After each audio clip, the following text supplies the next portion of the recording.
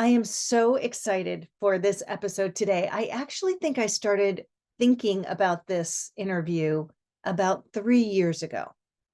That's when I first started working with Caren Ware on her book project. And today I am so happy to share with you that Caren Ware is the best-selling author of Finding Fit: What Running Through an Arduous Childhood and a Remote Marathon on Every Continent Can Help You Find. Caren and I started working on this book about, I think, 3 years ago. And she started by telling me her story that she had run a marathon on every continent. So just think about that for a moment. That means she ran here in North America, she ran in South America, she ran in Australia, Japan. She also ran in Africa and Antarctica and in the Himalayas. She has had some extraordinary experiences around the world with her running. But in addition to that, which is remarkable in itself, she is also a USA track and field champion, masters champion. And she runs the heptathlon and several other events for USA track and field. So she has that as well. And she also has her own business, helping create events and running events in different parts of the country. Her story is extraordinary. I've been working with her for several years on it, and I can tell you, I have enjoyed every single moment. And I mean that sincerely, even though I had helped her craft it and edit it and develop what we were going to put in it and helped her with, getting it organized and getting it ready. Still, the moment that I had the chance to read it cover to cover, I couldn't put it down. It's a story of overcoming adversity. It's a story of becoming the person that you always wanted to be. It's the story about setting goals and doing what it takes to achieve them. It's a story about dreaming of things that don't seem possible, and yet they do come true. And it's the story about caring. It's the story about how all of us here in the world are here to help and support each other. And it is people like Caren who help us remember that. I can't wait for you to hear the interview, so I'm going to sit back and let you listen in as Caren Ware shares more of her story. This is It Just Takes One. One person, one experience, one moment to change your life. Caren, I think I have been waiting for this moment for probably 2 years. I'm so excited to have you on the show. How are you? I'm excited to be here. And same.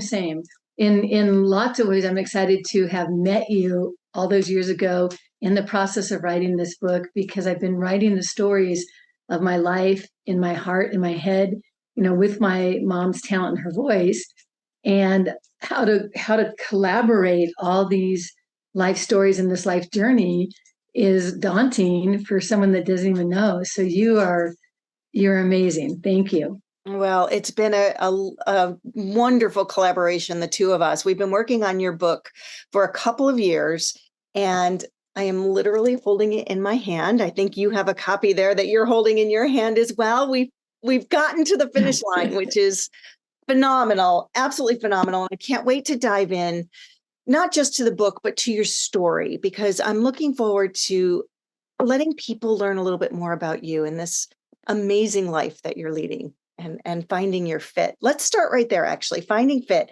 The name of the book is Finding Fit: What Running Through an Arduous Childhood and a Remote Marathon on Every Continent Can Help You Find. Why that title? Why did you choose, of all the words and titles that we brainstormed through the years, why Finding Fit? Because what I wanted people to know is that life is an adventure and a journey, and it has so many ups and downs. And I wanted to bring people through the things that make light the miracle that it is, and let them know that there's fortitude, tenacity, and there's hard things that we handle. But if we can choose and pick healthy things to pull us through, that we can get through life. And so it's not so much that there's a formula out there. It actually is a finding. And I think I told you that finding kind of has that feeling of discovery and of like looking for Easter eggs. And there's a joy even in the hardships of time. So that's why I called it Finding Fit, because in going after fitness, I was finding so many other things that were so much more valuable than just a fit body. And we're going to get into some of those as we get into the book. Do you mind if I read just a little bit of what you wrote about what finding fit means to you? That'd be awesome. This is literally on page 2 of the book. So you start off kind of helping the reader understand what this journey is going to be. And you say, as you just said, finding fit is the act of discovering a conclusion reached as the result of inquiry, investigation, and trial. It also alludes to a sense of surprise, like the joy in discovering hidden Easter eggs.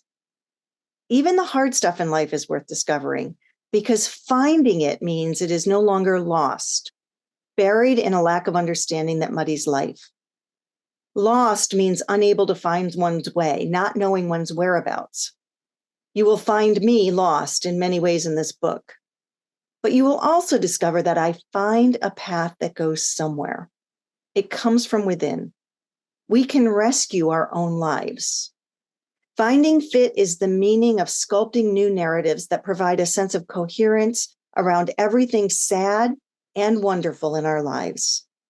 Finding means looking and searching and finally reclaiming what once was lost in us.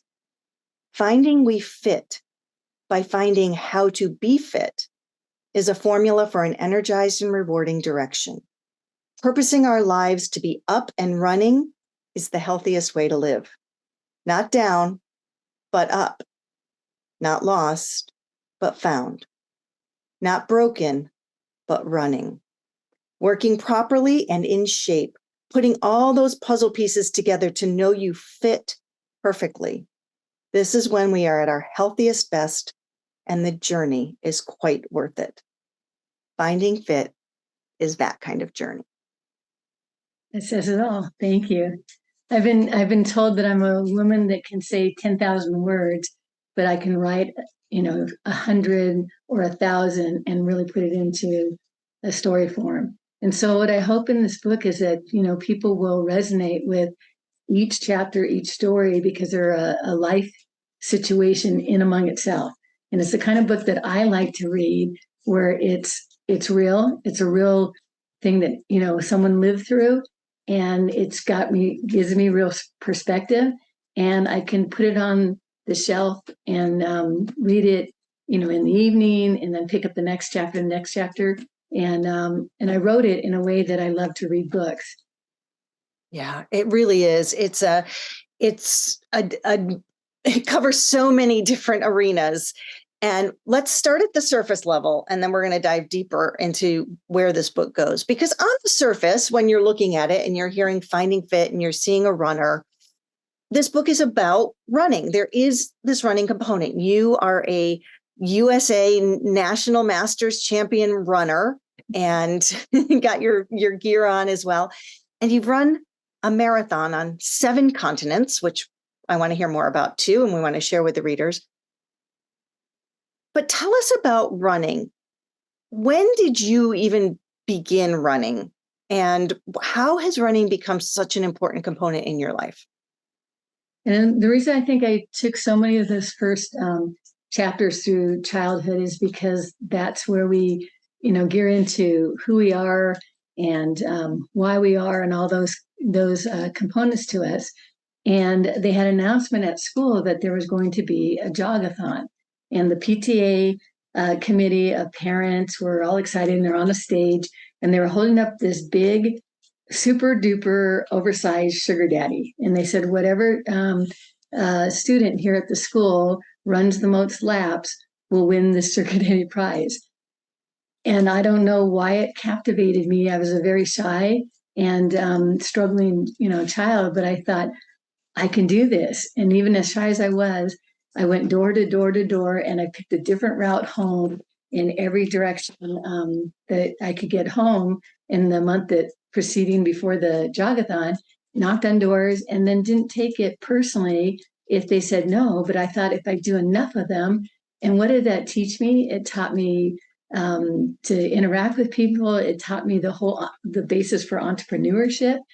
And then on Jogathon Day, I was geared and for it. And when we started running those laps, and I just knew we were going to run a lot of laps, my head comprehended that we were going to just run as many laps as we possibly run. So when the bell rang and the whole school went back inside, I still was running laps.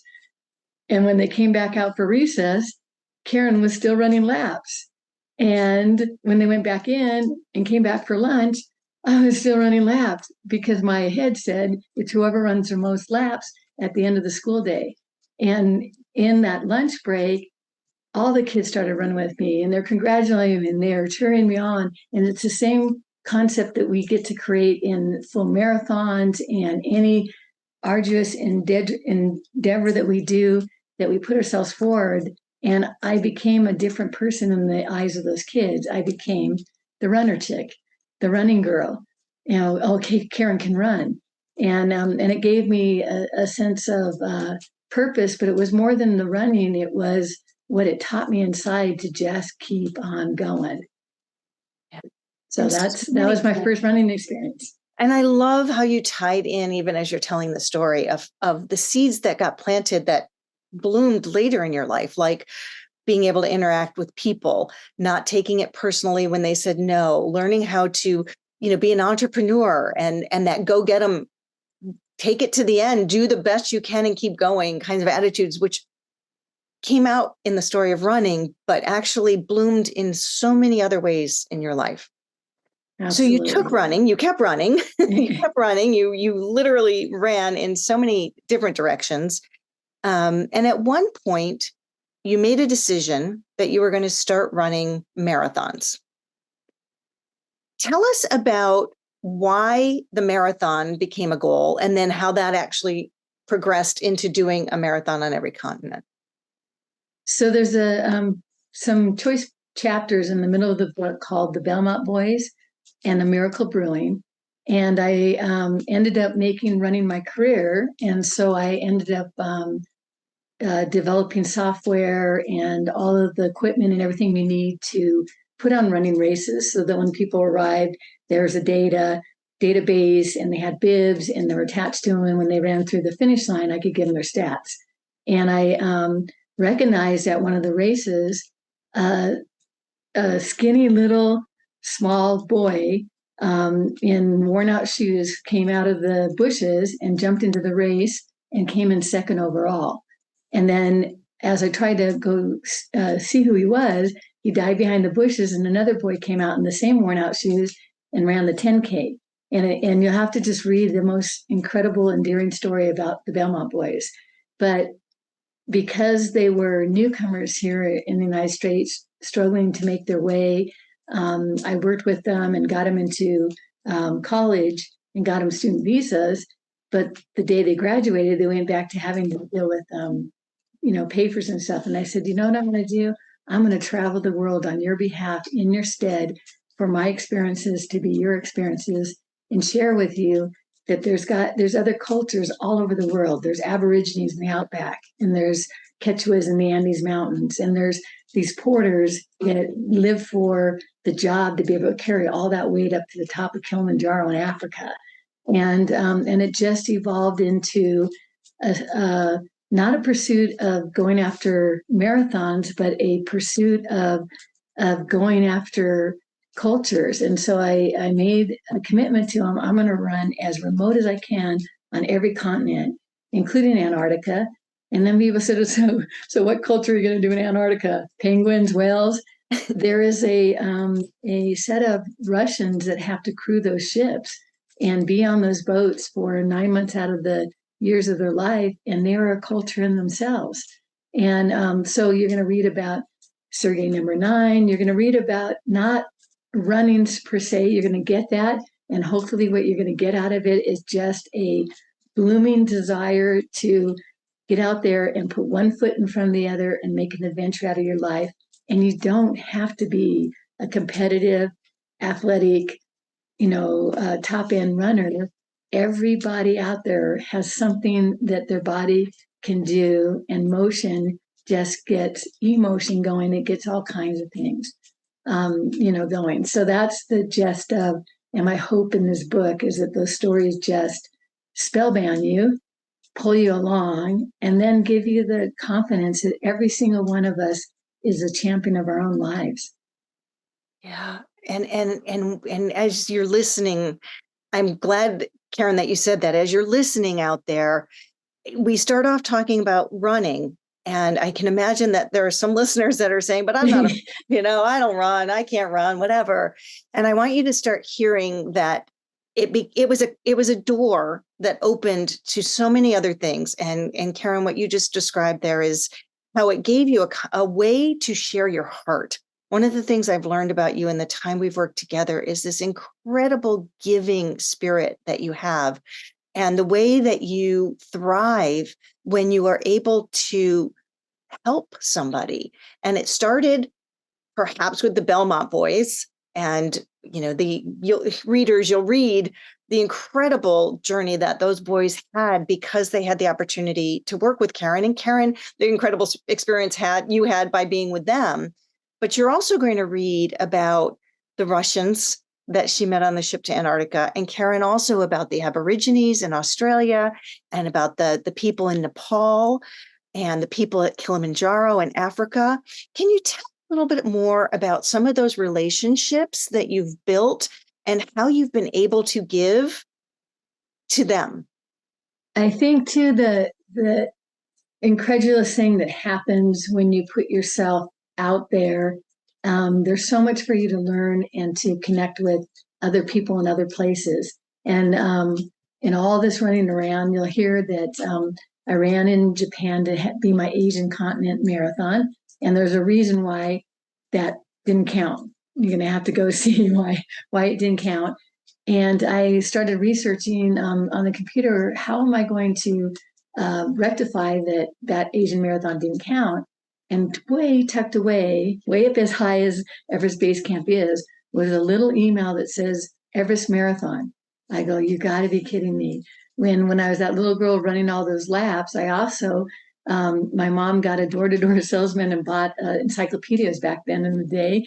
And we'd get like one a month. And so every month I would just read through, somewhat the pictures, but I'd read through it. And I was in the H's, and there's the Himalayas and the Nepalese. And I go, there's a whole culture that's just connected by trekking on trails, not by automobiles, not by, I've got to know who these people are. And so this all brought that all together to be able to fulfill that, getting to meet him. And how much better can you know the people that you're traveling with, to compete with, in a marathon. It doesn't really matter what time you finish in that marathon. It matters that you got to finish and that you went across that terrain.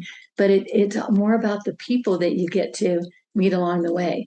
And so I left knowing that I had researched the culture, and I put their currency in the pockets of my backpack in 5s and 10s and 20s, and not to shower things to them, but just give them, a little help and hope for that day. A yak herder, a young mom with the infant child, elderly, that don't have retirement base like we have, and never said a word about it, but the word spread by word of mouth through that whole valley. And so I got to meet people on a personal way, and that's part of the great journey. You're going to see that there's things that happen in my life, and there's things that happen in a lot of people's life, losses you never expected, calm tsunamis. It doesn't have to be a physical tsunami. It can be an emotional, a financial. It's going to be something. If we live life, there's going to be those in our lives. And what I hope this book lets people travel through is what we do with them and where we take them. And we are our best resource to pull our own selves up by our own bootstraps. And in all honesty, sometimes we are the only resource to do that. So my hope and help in this book is to empower us and inspire us to pull ourselves up by our bootstraps, when life knocks us down, to find ways to put one foot in front of the other and add things in that make our life fulfilling and enhancing, but also in that process to develop this biggest muscle in our body that I have found and that I hope you find in Reading Finding Fit is our heart. And if we add in that ability to open up our eyes and reach down and pull somebody up that is knocked down in life by their bootstraps, what a better life we live, what a better earth we have, what a better people we are, that kind of story.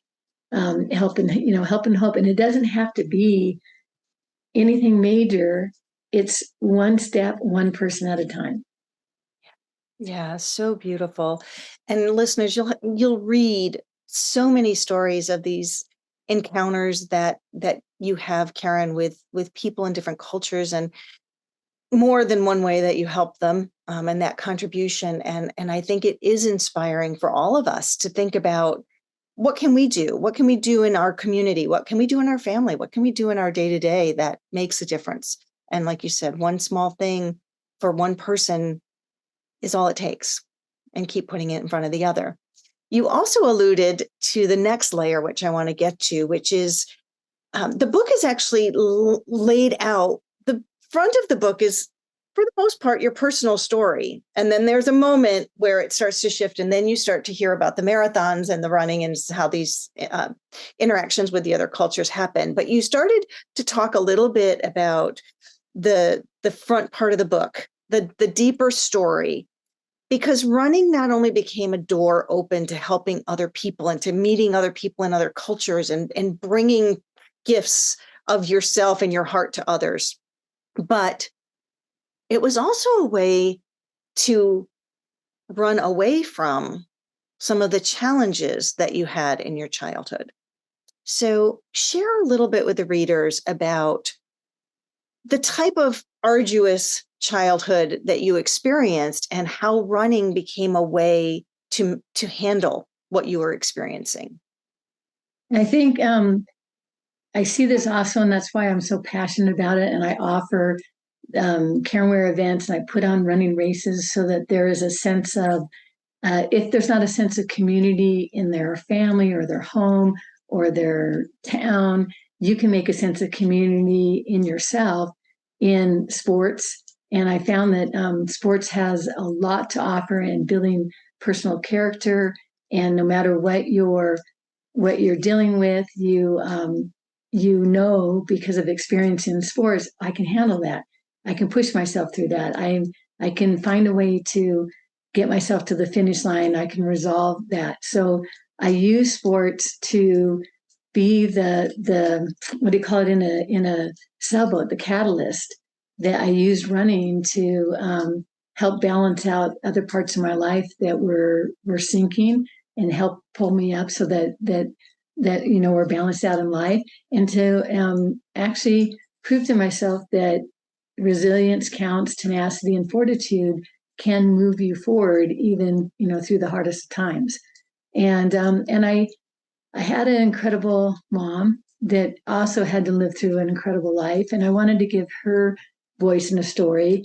And I think we agreed we're going to seal the end of this book with one line: I am the book my mom never got to write. And so we want to be voices, and we want to have our lives be told, because we learn so much more by knowing that someone doesn't necessarily go through the exact same thing, but someone has triumphed to pull themselves out of something that probably should have devastated them and left them in the darkest pit of life. And it is in all the places that you can travel to on earth. The darkest pit of life is a place that no one really wants to be, and it's a place that we don't want to be left in, or we don't want to leave other people in. And by bringing them through the hard parts of my life, I hope I showed them how that there is the option to crawl out. There is the option to reach above, rise, and just keep looking for what it is inside of you that makes you enjoy this life and turn it into an adventure. Yeah. Yeah. Yeah. And I think listeners, as you read the book, you're going to see that. I think sometimes, Caren, we see somebody and we see their success and we hear, they're traveling the world and they're doing all these things. And you think, oh, they've just, got it easy and everything's very good for them.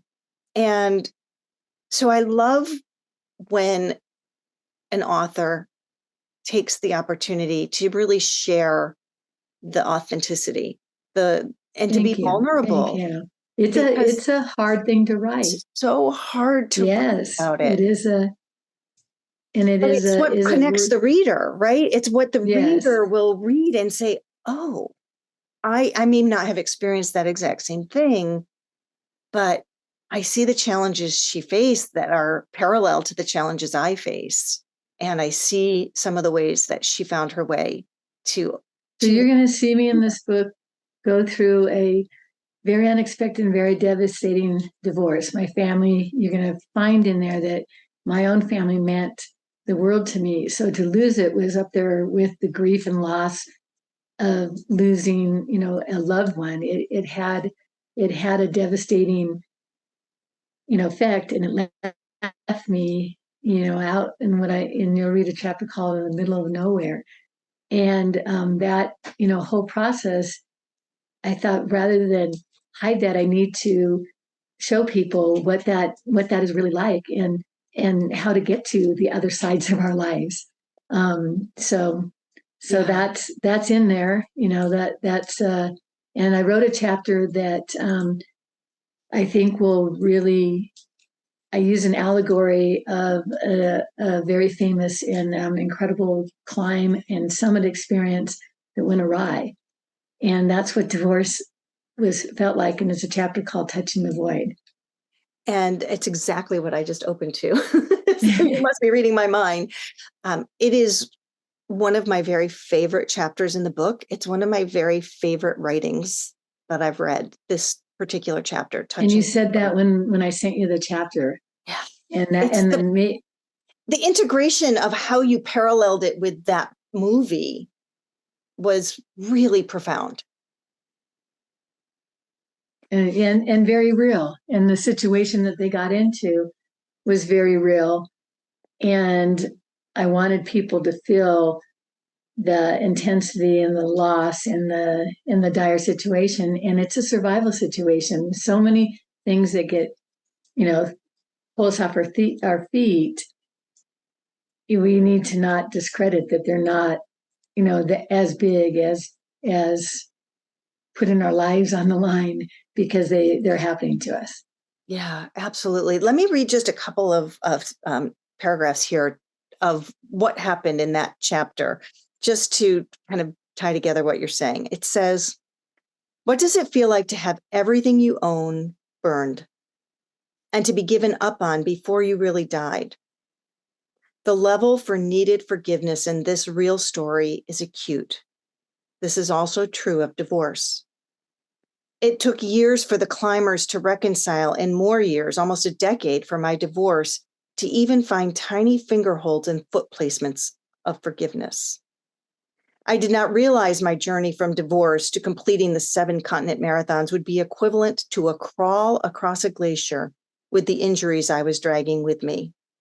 I had already determined that my quest to do remote marathons on each continent with Indigenous people and their stories would be funded not by my established business, but by money I earned the hardworking way, delivering packages for UPS, coaching high school track teams, getting cast as extras in commercials, working at coffee roasters shops. My journey to run those last marathons, compete on all 7 continents, and stand on a world competition podium would require endurance, setbacks, some pain, yet many grand joys. Finding a stream of melting water to quench a much-needed thirst, or finding a stick to help walk and prop up a broken leg would be required of me. It is about overcoming and using the only things you have, mainly yourself. Wow. Hey, that was well said. Better like the same words. Who wrote that? I wrote that. I'm so grateful that it is in print and that story is just out there. It's not someone told me this is not a book. This is not something that I'm selling in, a how to, get fit. This is a story of just life living. Yeah, absolutely right. You mentioned your mom, and I'd like to just share a little bit more about her because she was such an important person in your life, and she had some incredible gifts. And in many ways, she wasn't able to fully reach her potential. And yet her spirit lives on in you without a doubt. So tell us a little bit more about your mom. And then I'd love to share the story of the moment that boats sink. Thank you. Thank you. You're going to find that, your childhood is very much made up of the players in your life, your siblings, your parents, and how they choose to operate and live their lives. And my mom came from a very neglected and rejected background, and she was actually born of a teenage mother that had a one night stand on an Indian reservation, hitchhiking across the nation to California, and came up pregnant. So the marks against my mom were she was a half breed, Native Indian. She was left in back then they didn't have what do you call foster care or whatever, but she was left in a child care home where a woman would take $5 a day, and she had it sounds like she had about 30 children in this house that she was just housing. And here's my little toddler mom, and two ladies from a Baptist church would see her looking out the fence. When she got old enough, she figured out how to unlatch it, and she would walk the sidewalk on the happy day that everyone was going down the sidewalk towards this building, and it was a Baptist church. And that Baptist church actually raised my mom. Those two senior citizen ladies, we have no idea who they are, but I think what they did is gave her the gift of love and help and hope, and they taught her to read. And so my mom had this incredible professional ability to see in the eyes and hearts of people. She was a professional photographer, and she was a gifted writer also. So she in very little and subtle ways, you'll see through the book, gave us a gift that money can buy. It didn't matter that my mom was raised poor and only had one pair of shoes and a dress. It didn't matter because, again, our heart is more valuable and the biggest gem that we could carry. And that's the gift that she gave and the message she wanted her children to learn. Yeah. There are so many stories of you that you share in the book of you being able to be with her in moments where she was very challenged. Certainly her relationship with your father was a very challenging one. In many ways, it stifled her ability to write in one circumstance and in other ways to be creative. But there is a moment where you get a phone call and you find out that when you go to pick her up at the hospital that she has cancer. Can you tell a little bit about that day? Yeah, so that's why we named it. What's the name of the chapter when boats sink And foundations crack. when foundations crack? Because we went through so much. We went through so much. Trying to make that be a family that was not workable, and she had to move on and support herself as a single woman. And she let me know that she found a place to rent in LA that was close to a job that she got. And so when I got there, it was a boat in Marina del Rey, and it wasn't any boat, it was a fishing boat, not like a nice yacht or whatever. And she was able to rent it because the owner realized that he had to pay monthly dock fees, and his idea of making money fishing didn't materialize. So he needed someone to help.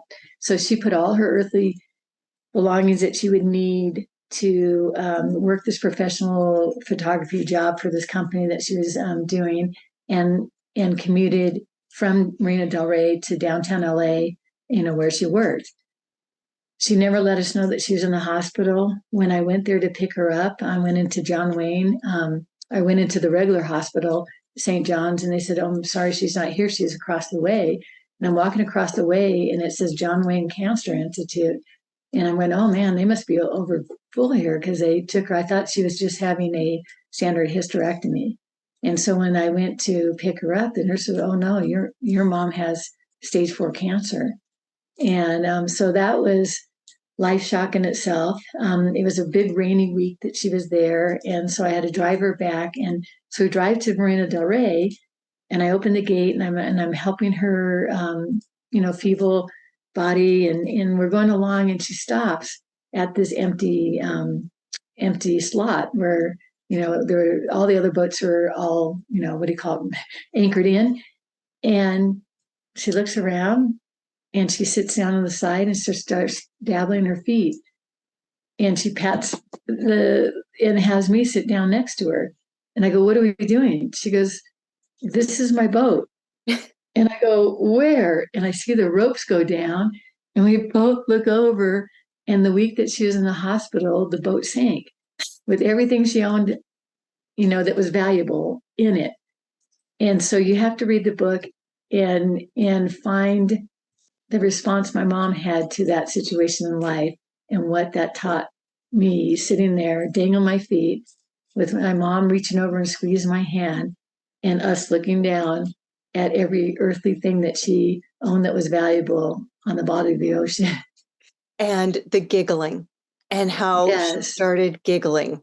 And she knew that material things had no value, and that what had value in life were the lines that you write on the lives of other people. And that was the message that she was giving. I'm even going to cry telling you about it. That was the message that she was giving to me. And is that more valuable than anything that could possibly have sunk and got ruined in that salty water on the bottom of that sea? Yes. yes, 100%. You write it here. To this day, I cannot think about that moment on the dock in Marina Del Rey without a glimpse of what is truly rich and valuable. I am so grateful I got to have my life garden watered by my mom. Though the years after my dad divorced her were not wealthy, they were rich in something money could not buy. You know the saying, stop and smell the roses? My mom did. And people were the best roses to her. If they hadn't budded yet, even more reason to stop and notice, befriend them, and watch them grow. One out of one of us die. Eventually, we all will. We sincerely cannot take any of this earth's material things with us. So, are the valuable nuggets of life something intrinsic, something felt or shared, not something owned, not a thing, but an experience? I was learning that to be so. That day on the dock was the start of a struggle for my mom's life. It was a war that stage 4 cancer said she would not win. But she had already won the bigger battle. She knew what was meaningful to her life. And what more could you ask for? Well said. Isn't it Yeah. interesting to have it, Yeah. your own words read back? It feels different, Yes. doesn't it? And There's that's another moment message. that ties into this. That was the moment in your book that I first cried. And this was the first time I read it. And actually, when I got it again as the actual book, I cried again.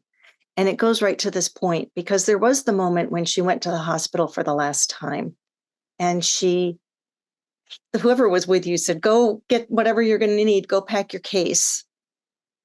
And she was gone for a few minutes, and she came back with just this little doll bag. The recognition that this was her last time, and the realization that there really was nothing that she could bring with her. Tell us about that. Yes. Yes. So my grandmother, her mother, She was hardcore, and there's a history in just who she was as a lady and her sister. But my mom wasn't. And as life and time went by, and my grandma matured to a older woman, she got this life that her daughter knew about, this heart, this this that there was something bigger in that. And during her cancer, my grandmother said, "Don't rob me of the chance to remother a child I never got to. This is a beautiful moment that God is allowing me to have." And she warriored, side by side with sat with my mom through her, battle with cancer. And it was devastating to her. And my grandma kept insisting when we knew that we were going to have to take her back to the hospital to find the time, honey, because she didn't know what to do. Honey, get your things. Honey, get your things. You need to get ready. We're going to go. And beyond my grandma, my mom was giving me those eyes, the same look that she gave me when we were sitting on the side of the dock. I can't take anything with me. That's of no value. So finally, she took the action, which was very hard for her weak and frail body at that time, to go into the bedroom, do something, and come back out with this little. It was like a little travel, like you said, a little travel makeup kit, and it had travel pictures on it, but it was a fake suitcase. And I go, "Mom, that's it?" And she goes, "This is all I can take with me." And I go, "Well, let me carry it." "Oh no, it's all I can take with me." And she was just giving me that look that life isn't about all the things that we have, the chairs and the sofas and all that stuff. It's about something bigger, something better, something more. And I totally forgot in the process of all the urgencies that came up in having her in ICU and in the hospital about that suitcase. So in the book, you have to go read and find out when the hospital called me and said I had to come get her things. And I thought she didn't have anything. And I went back and got that suitcase. So I'm going to leave it at that, so that I leave the readers, the readers that are going to turn into runners, and the runners that are going to read for the first time. Because by the way, you have to be patient with us. We're going to get it on Audible, so that while you're out there running, you have no excuse to read this book. It's going to be all different formats. And by the way, Kelli, you are a gifted reader. I mean, I'm hanging on the words that you're reading in my own words, and it's beautifully well said, because it comes from a talented woman, a talented heart. So, so I'm going to let you go read that story of legacy and see what you think was in that suitcase. Yeah. Yeah. There is a lot more in this book. So listeners, that intrigues you, but there are so many other good stories and deep insights. Caren, one of the things that I have found working with you and getting to know you is it isn't just a surface level story.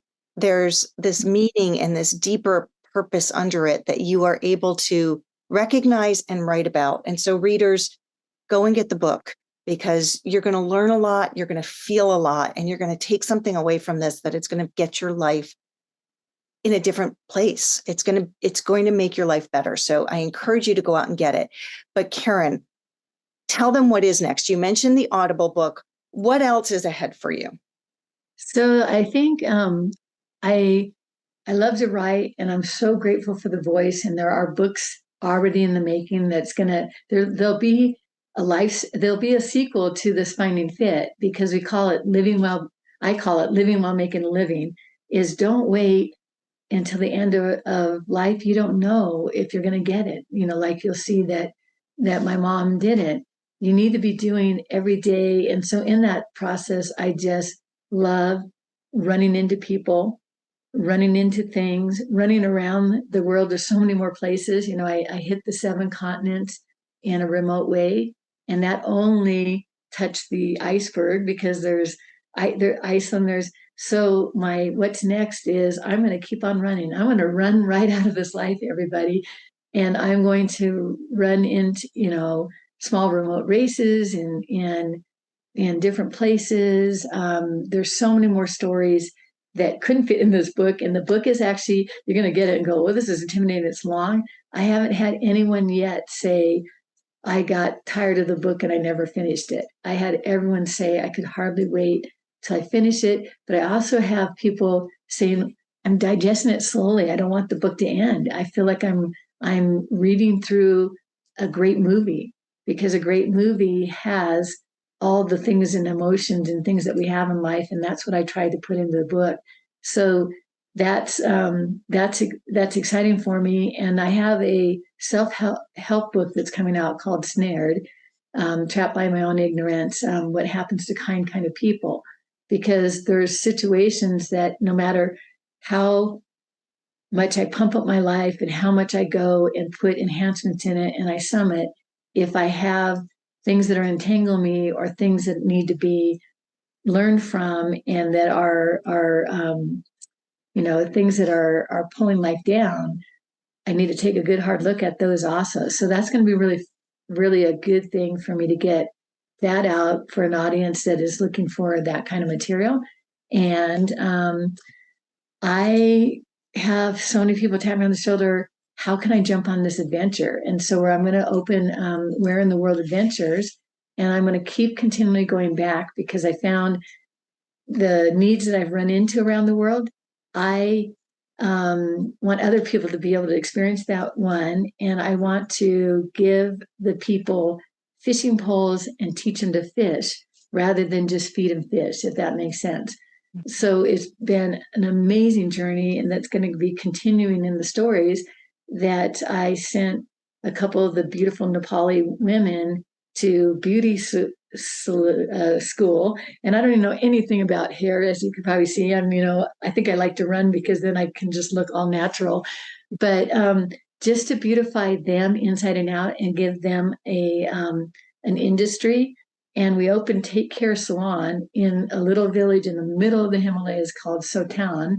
And you're going to just be able to watch the stories that unfold in that salon and the people that come and go and how they're able to help people, in those situations, that kind of stuff. So I'm just going to keep running around the world and keep telling you about the people I meet and who I run into. I'm going to keep putting on those theme races until people get the courage to pick up a pair of shoes and just, even if they walk, if they spectate, if they, make outdoor activities something. It doesn't have to necessarily be running. Is so really fun for me to watch. And we just launched this book. It has barely gotten out there. You guys don't know about it. That's why we're trying to tell you about it. But I see some comments and people going, oh my gosh, a friend turned me on to this book. I'm not a runner, but this is what captivated me in this whole book. And I'm so incredibly glad I read it, because I feel like I can take control and I could take charge of my life and put some new things in it. So I have the Something for Everybody races, Caren Ware events. Even if you're not in Southern California, that's where I stage those events. They're themed, and we can put them on in your community, or you can go there and learn from them and see, what races are and start researching your area. The cool part about running is that it's nationwide, worldwide. There's runs all over this world, and see who you can run into, and see what putting some activity and action into your life, especially if you're in a situation, and so many of us are, where it's just down and out right now, and you can't see the light inside that tunnel. You're stuck. You just fell down a crevasse, and you might have people telling you that you can't get out of it. And I want to tell you, I think you can. So beautiful. All of the connections and links will be in the show notes. So if any of that excites you, please check them out below.